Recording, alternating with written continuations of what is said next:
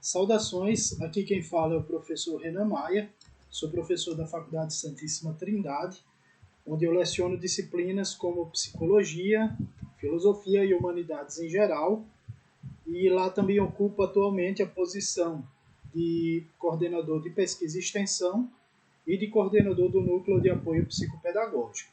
Minha formação é em psicologia, tenho mestrado em filosofia e estou com o doutorado em andamento também em filosofia, toda a minha formação tendo sido pela Universidade Federal da Paraíba. E o tema da minha palestra vai ser transtornos do neurodesenvolvimento. Então vamos lá, vamos entender um pouco o que sejam esses transtornos. Primeiramente, qual é o objetivo, dessa palestra, dessa apresentação? É exatamente apresentar em linhas gerais quais os transtornos do neurodesenvolvimento e suas características principais.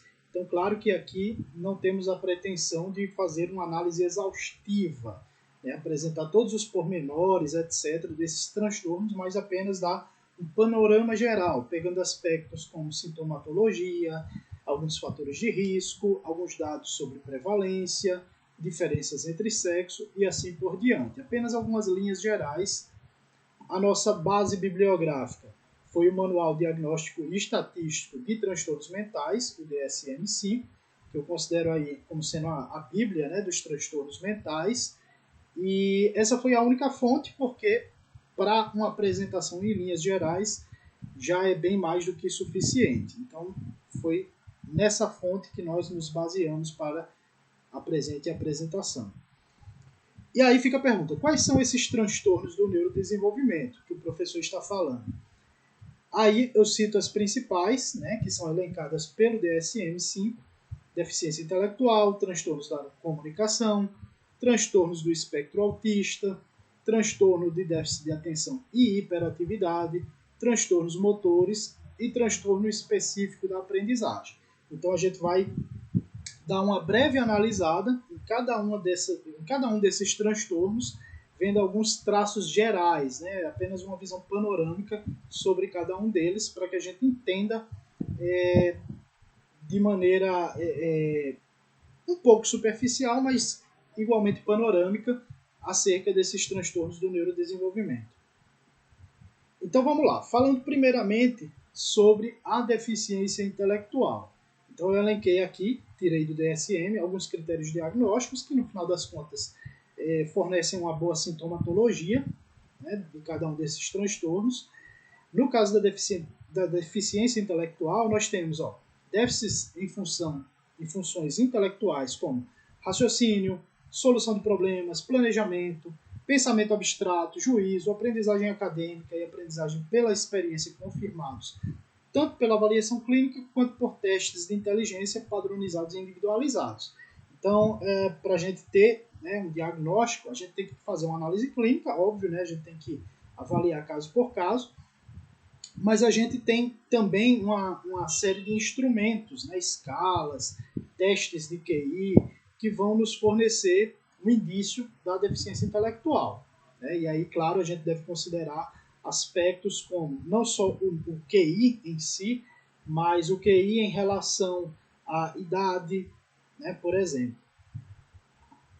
Critério B, nós temos déficits em funções adaptativas que resultam em fracasso para atingir padrões de desenvolvimento e socioculturais em relação à independência pessoal e responsabilidade social.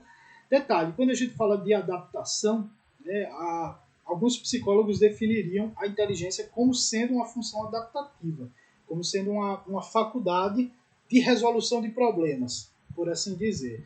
Então, quando o indivíduo ele possui alguma dificuldade de adaptação, provavelmente, ou possivelmente, melhor dizendo, pode ser que haja uma deficiência intelectual por detrás. Continuando aí, sem apoio continuado, os déficits de adaptação limitam o funcionamento em uma ou mais atividades diárias, como comunicação, participação social e vida independente, e em múltiplos ambientes, como em casa, na escola, no local de trabalho e na comunidade. Então, obviamente, uma deficiência intelectual, se ela não é cuidada, não recebe o apoio, a atenção necessários, ela vai se acentuar, ela vai se tornar mais acentuada, isso obviamente vai comprometer toda a vida da pessoa, né? A vida social, a vida em casa, a vida profissional, acadêmica e assim por diante. Então, gera uma série de consequências na vida do sujeito, né, prejudicando-o. C, nós temos início dos déficits intelectuais e adaptativos durante o período de desenvolvimento. Então, transtornos do neurodesenvolvimento. A maioria desses transtornos, ou melhor, praticamente todos, né, eles vão começar a se manifestar no período do desenvolvimento. A deficiência intelectual varia em graus, né? Então nós temos deficiência leve, moderada, grave e profunda. Cada uma dessas vai ter, cada grau desses vai ter suas próprias características, né? Mas a gente considera que, de acordo com quanto maior o grau, mais acentuados vão ser esses prejuízos, né? Esse grau de dependência em relação aos outros e assim por diante. Prevalência. A deficiência intelectual tem uma prevalência geral na população como um todo de cerca de 1%. Significa que, em geral, 1% da população possui deficiência intelectual. A prevalência de deficiência intelectual grave é de cerca de 6 por 1000. Então, a maior parte, né, do que se deduz desses dados, dessas informações retiradas do DSM, a maior parte é de deficiência leve, moderada e assim por diante. Fatores de risco e gênero. Então, quais fatores de risco? A gente tem etiologias pré-natais, que incluem síndromes genéticas, influências ambientais, por exemplo, álcool, outras drogas, toxinas, teratógenos, né? Principalmente álcool, drogas durante a gestação, né? Não só em relação à deficiência intelectual, como também, como a gente vai ver, em relação a uma série de outros transtornos desses, né, do neurodesenvolvimento, possuem como fator de risco álcool, tabagismo durante a gestação. Etiologias perinatais incluem uma gama de eventos do trabalho de parto, né, complicações de trabalho de parto e assim por diante. Etiologias pós-natais incluem lesão isquêmica hipóxica, lesão cerebral traumática, infecções, doenças desmielinizantes, doenças convulsivas, privação social grave e crônica, síndromes metabólicas, tóxicas e intoxicações, como por exemplo por chumbo e mercúrio. Fatores de risco e gênero. Homens são mais propensos a desenvolver deficiência intelectual. Uma coisa que a gente também pode notar é que acho que a maior parte desses transtornos tendem a ser mais prevalentes em homens, né, por alguma razão aí que fica meio obscura. Aí a gente tem o segundo tipo de transtorno, né, que são, na verdade, é uma gama de transtornos, né, os transtornos da comunicação. Os transtornos da comunicação têm como critérios diagnósticos a dificuldades persistentes na aquisição e no uso da linguagem em suas diversas modalidades, linguagem falada, escrita, linguagens de sinais ou outras. Detalhe, né?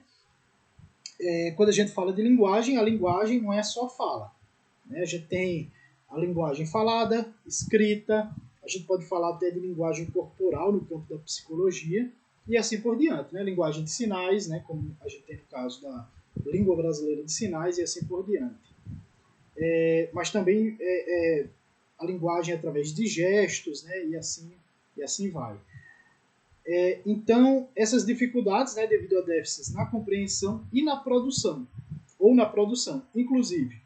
Então, vamos lá. Vocabulário reduzido no conhecimento e no uso das palavras, estrutura limitada de frases, capacidade de unir palavras e terminações de palavras de modo a formar frases com base nas regras gramaticais e morfológicas. Então, o vocabulário vai ser mais reduzido, consequentemente, a capacidade de combinar palavras, formar frases, vai ser prejudicada. O 3, prejuízos no discurso. Uma coisa vai decorrendo da outra, como se pode notar. Capacidade de usar vocabulário e unir frases para explicar ou descrever um tópico, uma série de eventos, ou ter uma conversa. Quando a gente fala de discurso, né, o discurso ele já é muito mais elaborado do que a simples formação de uma frase. Então, quando a gente vai discursar, por exemplo, dar uma palestra, apresentar uma comunicação, ou coisas muito mais simples do nosso cotidiano, como explicar um evento, algum acontecimento, falar um pouco sobre o seu dia, explicar o que aconteceu, etc. Então, as pessoas com transtornos da comunicação frequentemente têm prejuízos no discurso. B. As capacidades linguísticas estão de forma substancial e quantificável abaixo do esperado para a idade, né, resultando em limitações funcionais na comunicação efetiva, na participação social, no sucesso acadêmico ou no desempenho profissional individualmente ou em qualquer combinação. Aqui é importante a gente falar dos marcos do desenvolvimento, que incluem também a questão da linguagem, da comunicação e assim por diante. Então, quando fala assim, abaixo do esperado para a idade, vale a mesma coisa que a gente falou em relação ao QI. Né? O importante não é o QI em si, o número, né? Mas o número em relação a uma série de outras coisas, a mais importante, a idade, porque espera-se que em uma determinada idade você tenha uma série de habilidades que são esperadas para aquela idade específica, né? A questão dos marcos de desenvolvimento, que aí a gente tem isso para diversas coisas, incluindo aí inteligência, como a gente falou, mas também comunicação, por exemplo. Espera-se que para cada idade, para cada faixa etária, a gente tenha uma série de habilidades em relação à linguagem, né? Escrita falada, a linguagem falada, a escrita, se já tiver na idade de escrever, a linguagem corporal e assim por diante. Então, e claro, a gente pode falar desses marcos em relação a outras coisas também, né? Por exemplo, desenvolvimento motor, a gente vai falar mais à frente dos transtornos motores, e assim vai. Né? Então, obviamente, né, uma capacidade linguística reduzida vai gerar uma série de prejuízos, como colocado aí no slide, tirado do DSM, né? Prejuízos no âmbito acadêmico, a gente aprende em grande parte através da linguagem, né? Então a linguagem, o problema da linguagem vai trazer outros prejuízos, né? Como o desenvolvimento da própria aprendizagem, né? Isso vai gerar também um déficit de aprendizagem, ou pode gerar, pelo menos, pode estar associado.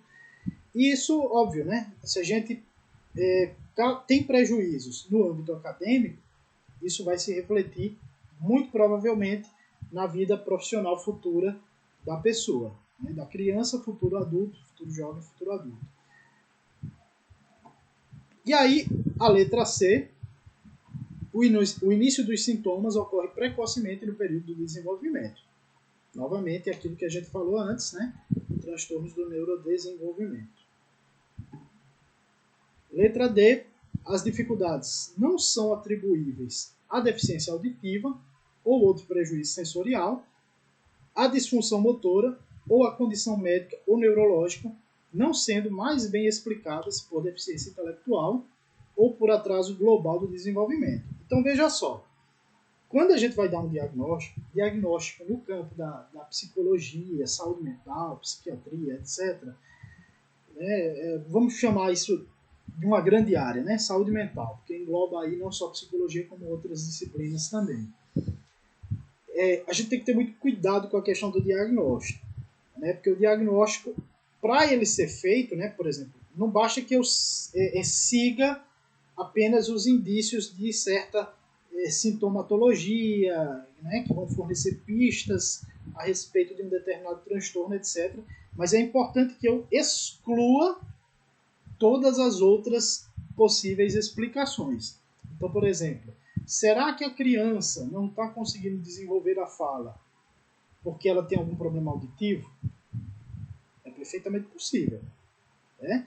Ou será que tem algum, como colocado aí, né, algum outro prejuízo sensorial, alguma disfunção motora? Será que ela não está conseguindo sincronizar bem os músculos, né? Os músculos da boca, os músculos faciais e assim por diante, né? Alguma condição médica ou neurológica que de repente ainda não foi investigada suficientemente, Será que não é o caso de uma deficiência intelectual? Porque é óbvio, né? Se a criança tem uma deficiência intelectual, então isso vai repercutir em uma série de outras coisas, incluindo a linguagem. Então, essas nuances elas precisam ser muito bem analisadas na hora de se fornecer um diagnóstico preciso, ou por atraso global do desenvolvimento, como colocado aí também. E aí, quais são os transtornos da comunicação? Os transtornos da comunicação incluem transtorno da fala, transtorno da fluência com início na infância, gagueira, famosa gagueira, transtorno da comunicação social, né? Transtorno da comunicação social é o que o próprio nome sugere, né? A capacidade de você conversar com pessoas, manter um diálogo, reagir, né, ao que os outros colocam, né? Não só na linguagem falada, mas também gestualmente, e assim por diante. Até a capacidade de interagir bem com os demais, isso também é incluído. Então, comunicação social mesmo, como o próprio nome sugere. E transtorno da comunicação não especificado, né? Aquilo que não está nas categorias acima.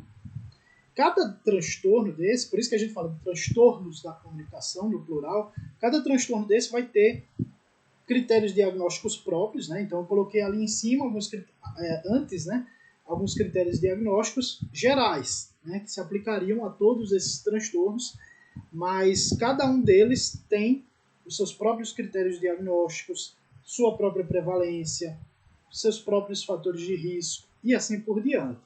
Claro que para analisar um por um vai ficar um pouco exaustivo, ficaria um pouco exaustivo, então por essa razão eu optei passar, né, dessa análise detalhada, transtorno por transtorno, e no caso dos transtornos da comunicação, assim como mais adiante, em relação aos transtornos motores, eu analisei apenas a gama, né, o conjunto desses transtornos, no caso aí, transtornos da comunicação.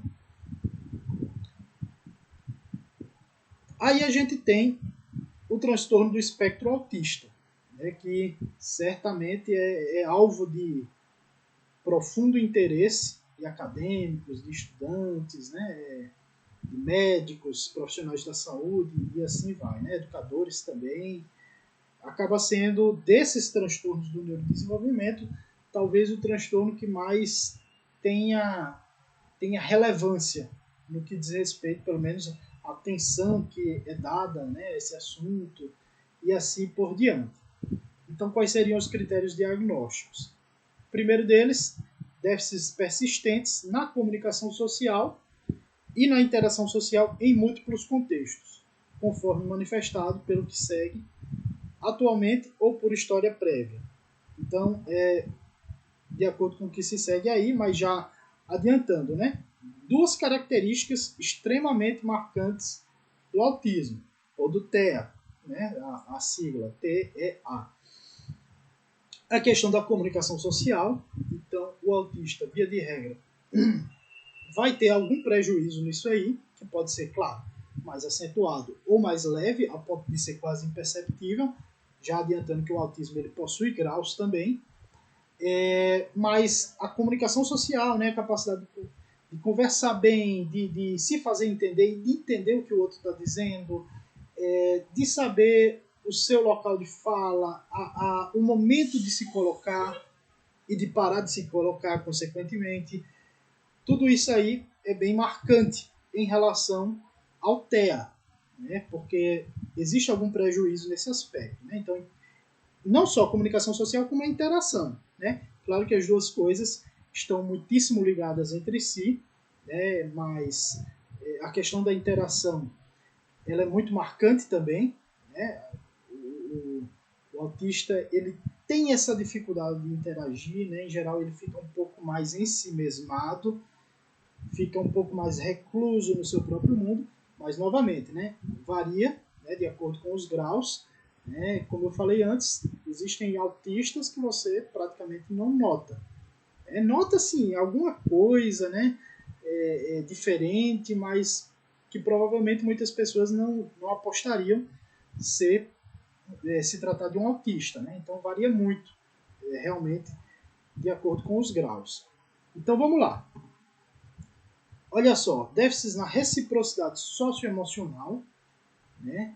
Variando, por exemplo, de abordagem social anormal e dificuldade para estabelecer uma conversa normal, a compartilhamento reduzido de interesses, emoções ou afeto, a dificuldade para iniciar ou responder a interações sociais. Então a questão da reciprocidade socioemocional, né? Às vezes, quando você está se engajando, né, numa relação de amizade ou qualquer coisa desse tipo, você espera que o outro corresponda às suas emoções. Se você está alegre, você espera que o outro se alegre também. Se você está triste, você espera uma ressonância no outro, por assim dizer. Isso não acontece tanto no caso da pessoa que tem autismo, né? Então, é a questão da reciprocidade socioemocional. Abordagem social anormal e dificuldade para estabelecer uma conversa normal. Conversa normal, entenda-se assim, uma conversa bem cotidiana, né? Onde as pessoas conversam sobre qualquer coisa, conversam desde amenidades, assuntos mais sérios, assuntos políticos, o assunto do Brasil, não importa, né? Qualquer tipo de conversa, o autista ele vai ter um pouco mais de dificuldade, ou muito mais de dificuldade, novamente dependendo do grau, né? Justamente por essa dificuldade, esse prejuízo na comunicação social e na interação. Os dois aspectos que a gente colocou antes, né? De saber como se colocar, o momento de falar, entender certas coisas que são colocadas pelo outro, de saber se expressar muitas vezes da maneira que se faça compreender pelo interlocutor e assim por diante, né? A questão do interesse reduzido, né?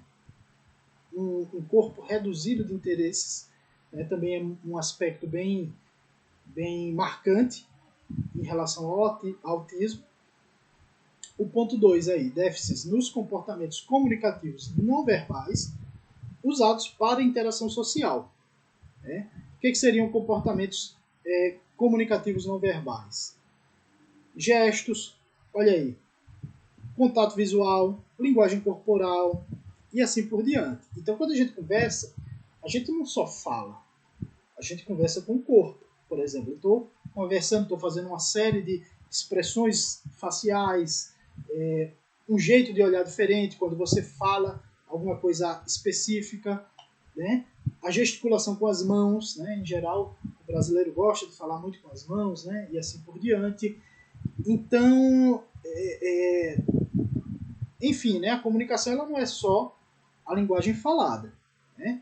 Que também pode ser prejudicada, mas aí está se colocando a questão da linguagem não verbal, né? Que o autista ele também vai ter algum prejuízo nesse aspecto. O ponto 3, déficits para desenvolver, manter e compreender relacionamentos, variando, por exemplo, de dificuldade em ajustar o comportamento para se adequar a contextos sociais diversos, a dificuldade em compartilhar brincadeiras imaginativas ou em fazer amigos, a ausência de interesses por pares. Então, óbvio que uma coisa vai decorrendo da outra, né? Isso aí em relação a tudo. Se você tem um déficit de interação, de comunicação social e assim por diante, interesses restritos, isso vai gerar, obviamente, prejuízos na sua capacidade de desenvolver relacionamentos, né? Porque, enfim, razões óbvias, né? Um relacionamento ele precisa, né, de um compartilhamento de interesses, de um engajamento, de um se fazer compreender e se ser compreendido, né, de uma reciprocidade socioemocional e assim por diante. Então, todos esses aspectos, né, eles são um pouco prejudicados no caso do autismo e isso vai gerar consequências sociais por conseguinte. Continuando aí, né, a gente estava ainda no ponto A, então ponto B, padrões restritos e repetitivos de comportamento, interesses ou atividades conforme manifestado por pelo menos dois dos seguintes pontos, né, atualmente ou por história prévia, certo? Então, primeiramente, né, pegando aí os padrões restritos e repetitivos de comportamento, né, aqueles comportamentos que sempre se repetem, né? A criança ela sempre se comporta de uma determinada maneira, e assim por diante. Estou falando de criança, né, porque, obviamente, isso é notado primeiramente na infância, né, mas claro que o autismo ele perdura, né, na fase adulta e assim por diante. Então, olha só, movimentos motores, uso de objetos ou fala estereotipados ou repetitivos, por exemplo, estereotipias, motoras simples, né? Alinhar brinquedos ou girar objetos, ecolalia, frases idiosincráticas e assim vai. Então, a questão da estereotipia mesmo, né? Padrões repetitivos e estereotipados. Então a criança ela sempre se comporta de uma mesma maneira, sempre faz uma mesma coisa, quase como se fosse um ritual. Ecolalia, né? Como o próprio nome diz. A fala, você produz um eco, né? Por exemplo, um eco. A criança ela literalmente ou repete a palavra ou repete a última sílaba e assim por diante.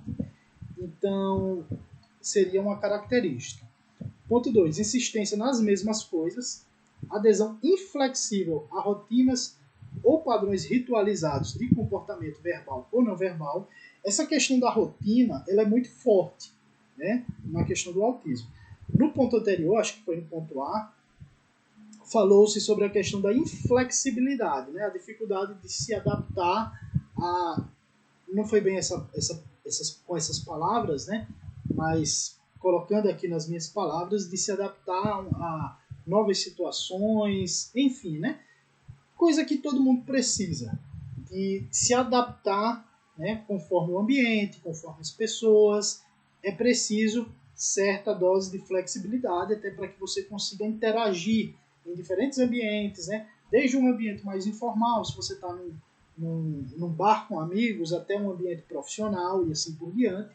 Tudo isso exige uma certa flexibilidade, que no caso do autismo também é prejudicada. Então, o autista ele tem muito aquela questão da rotina dele, né? A maneira dele de fazer as coisas, o modo de agir dele, e tudo isso aí pode ser mais rígido ou menos rígido, de acordo, novamente, com os graus. Então, repetindo aí, né, insistência nas mesmas coisas, adesão inflexível a rotinas ou padrões ritualizados, né, quase como um ritual mesmo, literalmente falando, de sempre fazer as coisas da mesma maneira, de comportamento verbal ou não verbal, né? Por exemplo, sofrimento extremo em relação a pequenas mudanças, isso pode provocar uma crise, né? Alguma coisa que não é feita da maneira esperada, ou a criança tem uma rotina e algum dia específico essa rotina precisa ser quebrada, isso pode gerar uma crise, né? Como continuando aí, né? Dificuldades com transições, padrões rígidos de pensamento, rituais de saudação, necessidade de fazer o mesmo caminho ou ingerir os mesmos alimentos diariamente. É claro que num grau leve isso vai ser muito mais atenuado, né? Então uma pessoa, né, uma criança, um adulto principalmente com autismo leve, vai sair para comer fora, vai ter um bom grau de flexibilidade a situações diferentes. Talvez essa pessoa seja apenas interpretada como uma pessoa um pouco mais rígida, né, um pouco mais inflexível, como de fato muitas vezes temos, né, pessoas que não têm necessariamente autismo, mas são pessoas que têm uma certa inflexibilidade em relação a mudanças e assim por diante, né, mas dependendo, se for, já pode ser um grau leve aí, né? E a gente apenas esteja interpretando como sendo um aspecto da personalidade da pessoa. Mas essa questão da rotina, como pode se notar, né, do que é colocado pelo DSM, é bem importante. Critérios diagnósticos, continuando aí. 3. Interesses fixos e altamente restritos, que são anormais, em intensidade ou foco. Então, por exemplo aí, né? Forte apego a ou preocupação com objetos incomuns, interesses excessivamente circunscritos ou preservativos. Então, a criança, ela, aquela questão de inculcar com uma coisa, com um objeto que muitas vezes não tem nada demais, né? Às vezes não é um brinquedo que ela goste muito, é qualquer objeto, e às vezes ela inculca com aquilo ali de uma forma, né, que é incompreensível para a gente. Seria uma característica, né? Forte apego, né? Como diz aí, interesses fixos e altamente restritos. O que quer dizer isso? Quer dizer que o autista ele vai ter interesse em poucas coisas, né? Pelo menos esse interesse mais acentuado. Ponto 4. Hiper ou hiporreatividade a estímulos sensoriais. Então, veja que oscila entre extremos, né? Ou interesse incomum por aspectos sensoriais do ambiente. Por exemplo, indiferença aparente à dor ou temperatura, reação contrária a sons ou texturas específicas, cheirar ou tocar objetos de forma excessiva, fascinação visual por luzes ou movimento. Então, a criança com autismo, né? Estou falando mais de criança, né? Mas a pessoa, né? O indivíduo com autismo, possui assim, essa característica de oscilar entre extremos, 8 ou 80. Né? Possui interesses excessivos em determinadas coisas e uma indiferença gritante em relação às demais coisas. Né? Então, isso é uma característica bem marcante do autismo também. A C. Os sintomas devem estar presentes precocemente no período do desenvolvimento, mas podem não se tornar plenamente manifestos até que as demandas sociais excedam as capacidades limitadas ou podem ser mascarados por estratégias aprendidas mais tarde na vida. Então veja, isso é uma coisa muito comum também quando a gente fala de transtornos mentais, né? O fato de uma pessoa ter um transtorno não significa dizer que ela vai manifestar aquilo desde sempre. No caso do autismo, beleza. Desde a infância, isso vai acontecer, vai haver alguma manifestação, mas não significa dizer que já vai, por exemplo, nascer escrito na testa lá, autismo. Não é bem assim que acontece, na verdade. Né? É uma coisa que é desenvolvida, né? Aparece ao longo do desenvolvimento, né? E a manifestação propriamente dita, como colocado aí também, pode ser mascarada. Né? A própria pessoa, talvez até desde a infância, possa ir desenvolvendo estratégias para mascarar isso. Né? No caso do adulto é bem notável isso também. Na criança, obviamente, a criança não vai ter um raciocínio tão elaborado, né? Para bolar estratégias para mascarar um déficit que ela tenha em diversos aspectos, mas isso no adulto tende a ser bem comum, bem típico. Continuando aí, ponto D, os sintomas causam prejuízo clinicamente significativo no funcionamento social, profissional ou em outras áreas importantes da vida do indivíduo no presente. Meio óbvio, aqui falando especificamente sobre uma pessoa adulta, né? Óbvio que se a pessoa ela tem dificuldades de interagir, dificuldades de comunicação social, de manter uma conversa normal, etc., tem interesses restritos, isso vai gerar uma série de prejuízos, porque a gente sabe que o desenvolvimento acadêmico precisa-se de uma sociabilidade, né, aflorada, desenvolvida, precisa-se de atividades em grupos. No meio profissional, aí é que a coisa se complica mais, porque a gente tem que realmente se relacionar com pessoas, tem que haver toda uma diplomacia, uma forma de se colocar de acordo com como pede a situação e assim por diante. E o ambiente profissional tende a ser um pouco mais inflexível. Né? Por exemplo, na escola, se for uma escola com uma estruturação inclusiva, né? Aí, claro, a escola, em grande parte, se adequa à criança. Mas no caso do mercado, né, desse meio profissional, a coisa não é bem assim. Não existe muito essa lógica de a empresa se adequar ao funcionário. Né?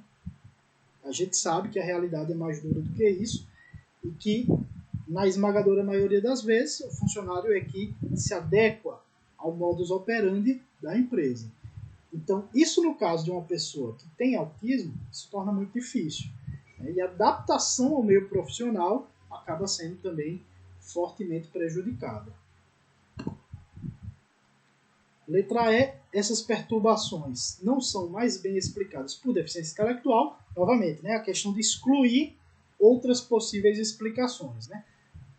Ou por atraso global de desenvolvimento. Deficiência intelectual ou transtorno do espectro autista costumam ser comórbidos, o que significa que costumam estar associados, né? Veja, uma pessoa com autismo, óbvio que ela vai ter algum prejuízo no desenvolvimento da sua inteligência. Porque pensa aí uma criança numa escola e que tem dificuldades para interagir com os coleguinhas, a professora passa uma atividade em grupo e ela não consegue fazer a contento porque tem uma série de dificuldades em relação a isso. Enfim, né? É óbvio que esse transtorno ele vai se associar a outros, né? Então, veja lá. Para fazer o diagnóstico da comorbidade de transtorno do espectro autista e deficiência intelectual, a comunicação social deve estar abaixo do esperado para o nível geral do desenvolvimento. Então, centrando-se aí na questão da comunicação social, né? Deve estar abaixo daquilo que é esperado para o nível geral do desenvolvimento, ou seja, deve estar abaixo do marco esperado ali para a idade da pessoa. Em relação aos graus, o TEA divide-se em 3 níveis de gravidade, né, conforme a acentuação da sintomatologia acima descrita. Tudo isso aí que eu estou pegando em tópicos, né, do DSM. Claro, aqui eu coloquei com as minhas palavras, né, em outros slides não, coloquei tal e qual está lá. Mas, por exemplo, se você abre o DSM, você vai poder ver uma tabela lá, em cada grau, né, o nível mais leve, o nível moderado, o nível mais grave, você vai ter uma acentuação de todas essas características que a gente colocou anteriormente.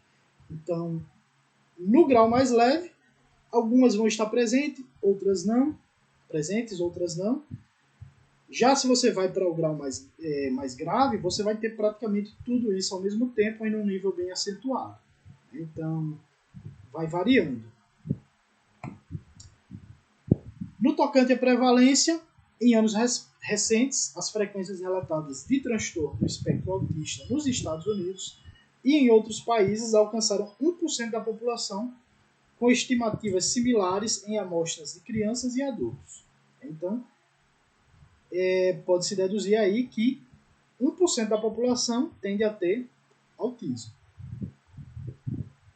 E aí, falando um pouco sobre fatores de risco, né? A gente tem fatores de risco ambientais e genéticos e fisiológicos. Ambientais, idade parental avançada, ou seja, ter filho numa idade já muito avançada, né? Baixo peso ao nascer, a gente pode reparar que esse fator de risco ele é recorrente em diversos transtornos do neurodesenvolvimento, né? Quando a criança ela nasce muito abaixo do peso que deveria, exposição fetal a ácido valproico. E falando aí sobre fatores genéticos e fisiológicos, falando sobre a herdabilidade e hereditariedade, né?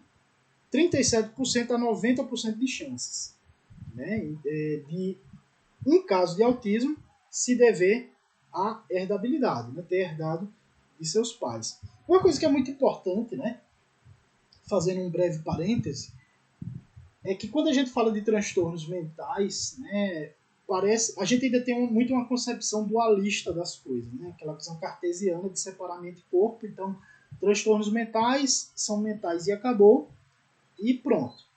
Mas, na verdade, não é assim, né? A psicologia, a neurociência, enfim, né, estão aí para mostrar que mente e corpo estão assim, indissociados.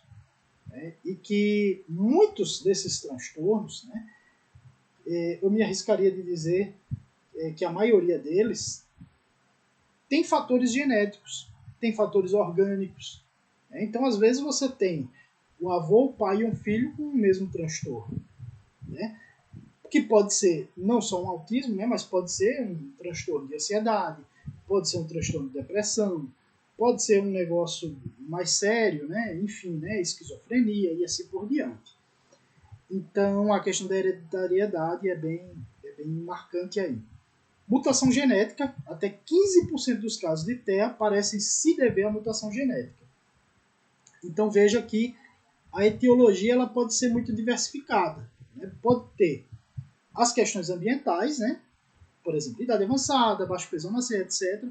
Fatores que a gente pode dizer assim, que são fortuitos, em alguma medida pelo menos, fortuitos, né? E genéticos ou fisiológicos. Pode acontecer uma mutação, né? E a criança nascer com autismo, ou a questão do histórico familiar. Em relação ao gênero, transtorno do espectro autista é diagnosticado 4 vezes mais frequentemente no sexo masculino do que no feminino. Novamente, aquilo que eu disse antes. Esses transtornos eles tendem, via de regra, a ser mais prevalentes no sexo masculino, por alguma razão obscura. E aí vamos para o próximo transtorno, TDAH. Critérios diagnósticos, um padrão persistente de desatenção e ou hiperatividade, impulsividade, que interfere no funcionamento e no desenvolvimento, conforme caracterizado pelos pontos seguintes. Então, transtorno, déficit de atenção e hiperatividade. Padrão persistente de desatenção, né? A criança não consegue se concentrar direito em uma determinada coisa. Isso está muito relacionado ao quê? A hiperatividade e impulsividade.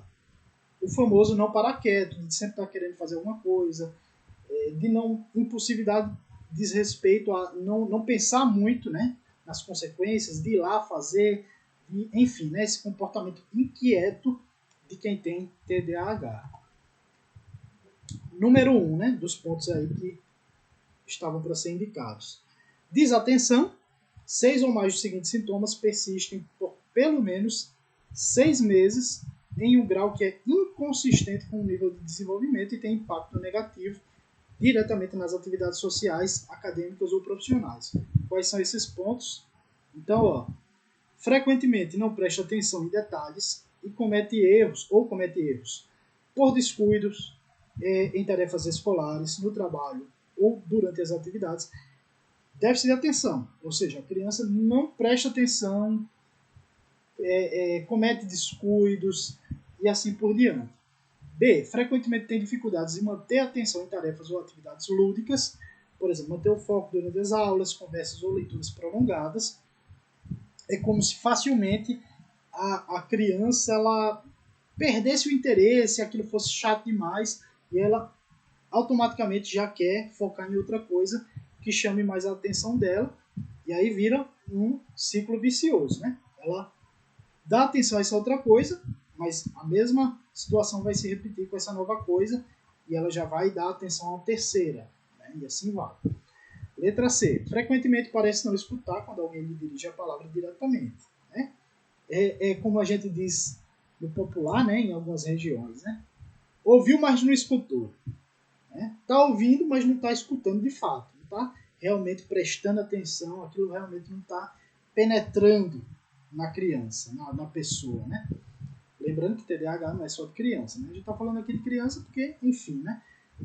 São situações que são mais facilmente diagnosticadas na infância. Então, por exemplo, parece estar com a cabeça longe, mesmo na ausência de qualquer distração óbvia. Letra D. Frequentemente não segue instruções até o fim e não consegue terminar trabalhos escolares, tarefas ou deveres no local de trabalho.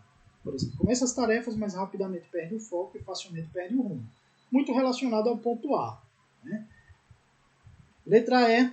Frequentemente tem dificuldade para organizar tarefas e atividades, por exemplo, dificuldade em gerenciar tarefas sequenciais, dificuldade em manter materiais e objetos pessoais em ordem, trabalho desorganizado e desleixado, mau gerenciamento do tempo, dificuldade em cumprir prazos e assim por diante. Letra F, frequentemente evita, não gosta ou reluta em se envolver em tarefas que exijam esforço mental prolongado. Repare que tudo que é prolongado, que exige algum engajamento por algum tempo, a criança com TDAH, a pessoa com TDAH vai ter alguma dificuldade, que também vai variar, né? De acordo com o grau. Então, olha só, trabalhos escolares, lições de casa, para adolescentes mais velhos ou adultos, preparo de relatórios, preenchimento de formulários, etc. Coisas que muitas vezes são importantes no nosso exercício profissional. Por exemplo, eu sou professor, de vez em quando eu tenho que elaborar um relatório, coordenação de pesquisa e extensão, a gente tem que fazer algum relatório, alguma coisa, algum projeto. Então isso exige que você sente, escreva, prepare, elenque uma série de elementos, né? Exige uma dedicação de horas, quiçá dias. Então, isso para quem tem esse déficit de atenção e hiperatividade, obviamente vai ser bem transtornoso. Letra G. Frequentemente perde coisas necessárias para tarefas ou atividades, como materiais escolares, lápis, etc. Com frequência é facilmente distraído por estímulos externos. Para adolescentes mais velhos e adultos, pode incluir pensamentos não relacionados.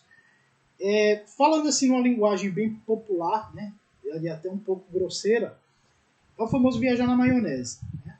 Você está lá focado em uma coisa e de repente seu pensamento está divagando a quilômetros de distância. É mais ou menos por aí. Letra I.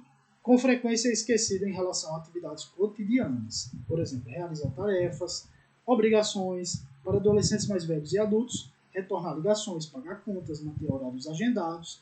Tudo que envolva organização, compromisso, tarefas mais prolongadas, etc., vai haver dificuldade em relação a isso. Aí o ponto né? Eu acho que esse slide acabou sendo repetido.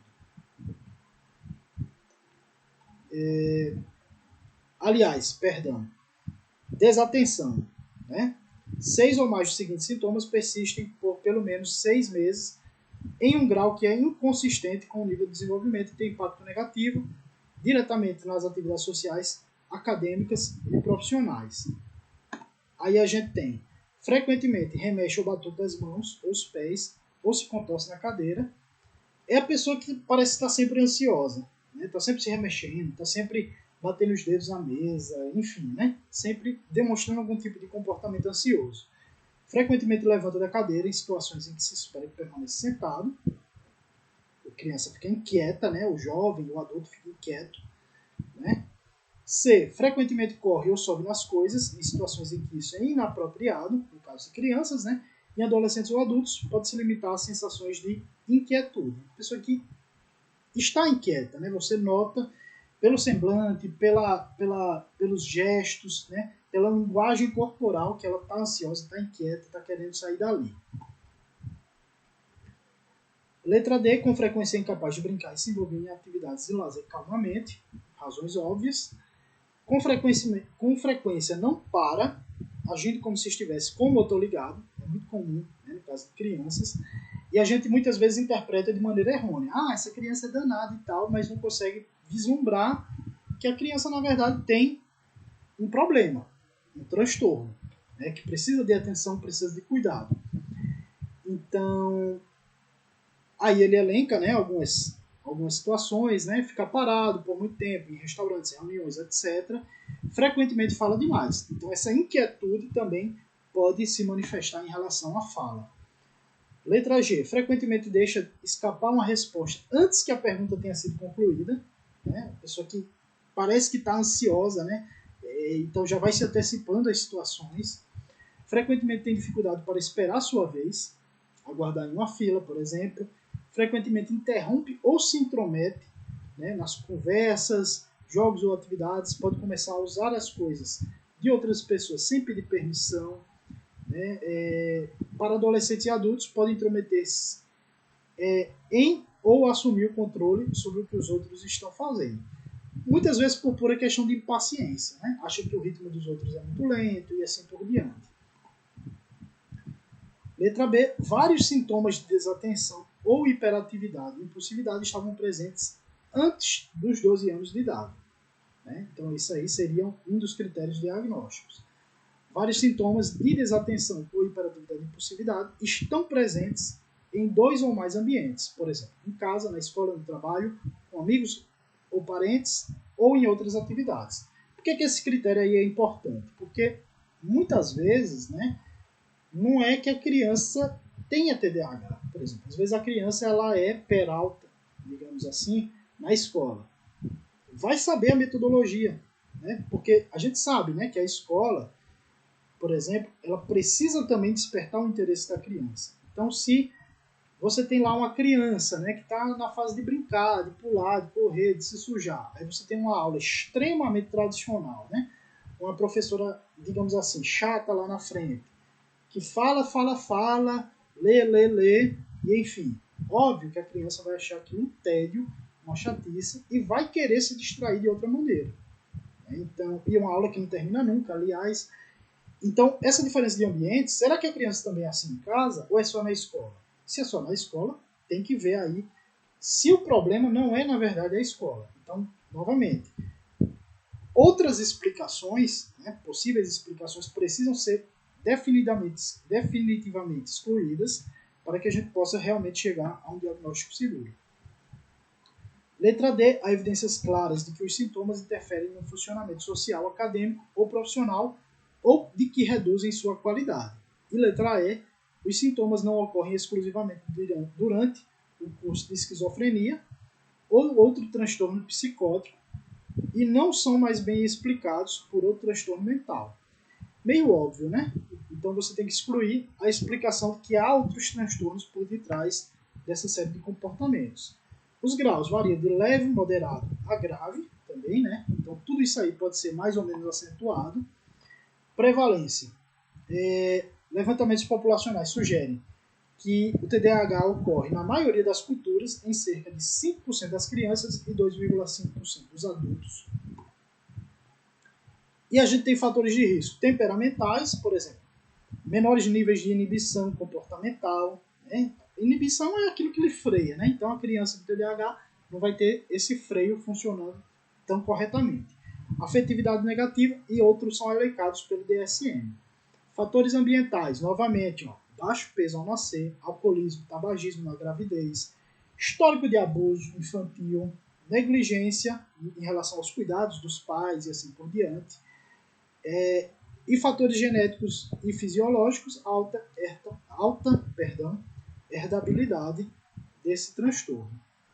Em relação ao gênero, novamente, né, é mais frequente no sexo masculino, na proporção de dois homens, né, 2 meninos por menina nas crianças e de 1,6 por uma menina nos adultos. Falando agora sobre transtornos motores, inclui 2 tipos de transtornos. Transtornos no plural. Então, tem o transtorno do movimento estereotipado e transtorno de tique. Critérios diagnósticos, a aquisição e a execução de habilidades motoras coordenadas estão substancialmente abaixo do esperado, considerando-se a idade cronológica do indivíduo e a oportunidade de aprender a usar a habilidade. Então, as dificuldades manifestam-se por falta de jeito, derrubar ou bater em objetos, bem como por lentidão e imprecisão no desempenho de habilidades motoras, apanhar um objeto, usar tesouras, facas, habilidade motora fina, né? B. O déficit nas habilidades motoras do critério A interfere significativa e persistentemente nas atividades cotidianas apropriadas à idade cronológica. Então, autocuidado e manutenção, causando impacto na produtividade acadêmica escolar, em atividades pré-profissionais e profissionais no lazer e nas brincadeiras. Razões óbvias, né? Na escola, a criança tem que fazer uma atividade, tem que pegar uma tesoura, tem que cortar uma cartolina, tem que, enfim, né, manusear objetos de forma cuidadosa. No meio profissional nem se fala. Então, óbvio que esses transtornos motores vão gerar prejuízos. C. O início dos sintomas ocorre precocemente no período de desenvolvimento. D.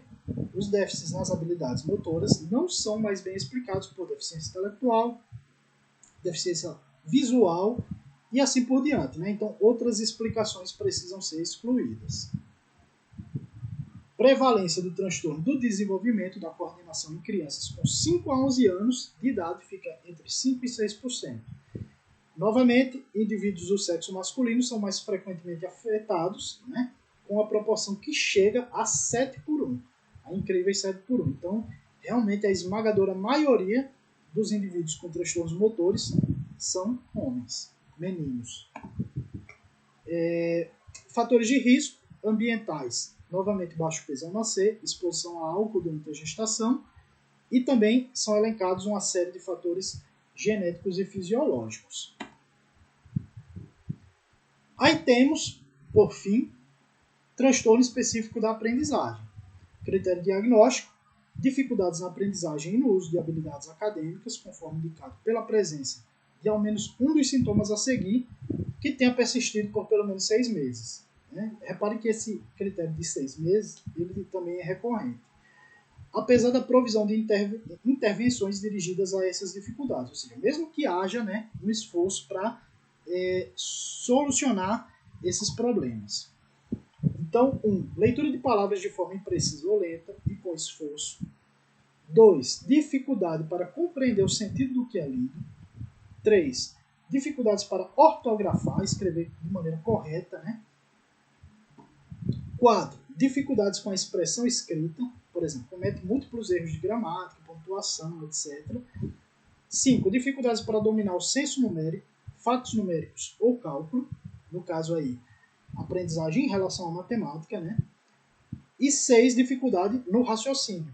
Tem grave dificuldade em aplicar conceitos, fatos, etc. Que, obviamente, são coisas muito relacionadas. Veja, o nosso raciocínio ele é linguístico. Né? A nossa razão é linguística.